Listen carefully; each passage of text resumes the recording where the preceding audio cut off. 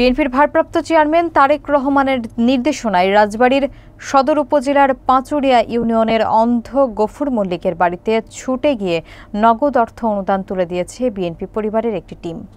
এই অনুদান প্রদানের পর গফুর মল্লিক হাত তুলে বেগম খালেদা জিয়ার সুস্থতা কামনা করে দোয়া করেন। বিস্তারিত দেখুন বাবলু শেখের প্রতিবেদনে। বিএনপির ভারপ্রাপ্ত চেয়ারম্যান তারেক রহমানের নির্দেশে বিএনপি পরিবারের সদস্যদের একটি টিম গতকাল বুধবার রাজবাড়ীর অন্ধ গফুর মল্লিকের বাড়িতে ছুটে যায়। এ সময় বিএনপি পরিবার এবং তারেক রহমানের পক্ষ থেকে নগদ অর্থ অনুদান অন্ধ গফুর মল্লিকের হাতে তুলে দেন বিএনপির যুগ্ম মহাসচিব রুহুল কবির রিজভী সহ বিএনপি পরিবারের সদস্যরা।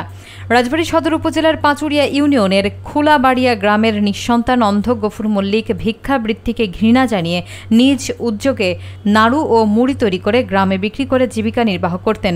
কোনো রকমে তাদের দুইজনের সংসার চালিয়ে যাচ্ছিলেন। যোগাযোগের মাধ্যমে এই নিঃসন্তান অন্ধকে নিয়ে প্রতিবেদন প্রকাশিত হলে লন্ডন থেকে তারেক রহমানের নির্দেশে বিএনপি পরিবারের সদস্যরা তার নিজ বাড়িতে গিয়ে বাড়ি তৈরি সহ সচ্ছলভাবে ব্যবসা পরিচালনার জন্য গফুর মল্লিককে অর্থ প্রদান করেন।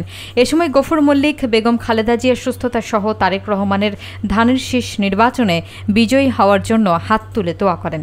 এতে উপস্থিত ছিলেন আমরা বিএনপি পরিবারের আহ্বায়ক আতিকুর রহমান রুমন, কেন্দ্রীয় কৃষক দলের সহসভাপতি অ্যাডভোকেট আসলাম মিয়া, জেলা বিএনপির সাবেক সাধারণ সম্পাদক হারুনুর রশিদ হারুন, জেলা বিএনপির আহ্বায়ক লিয়াকত আলী বাবু, সদস্য সচিব অ্যাডভোকেট কামরুল ইসলাম, গোয়ালন্দ উপজেলা বিএনপির সদস্য সচিব মোশাররফ আহমেদ এবং সদর উপজেলা বিএনপির সভাপতি আবুল হোসেন গাজী সহ জেলার সহযোগী অঙ্গ সংগঠনের নেতাকর্মীরা। বহু ধরনের ষড়যন্ত্রকারী চক্রান্তকারীরা নানাভাবে কাজ করছে। এই যে এত আত্মদানের মধ্যে দিয়ে বিএনপির এত নেতাকর্মী শহীদ হয়েছে কিসের জন্য?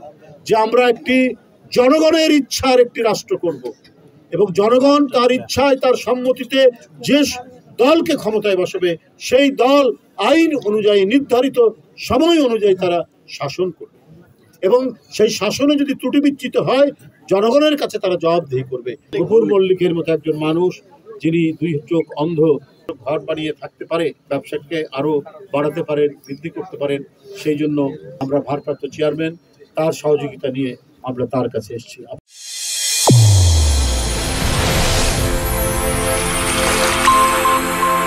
চ্যানেল A1 হৃদয়ের স্পন্দন।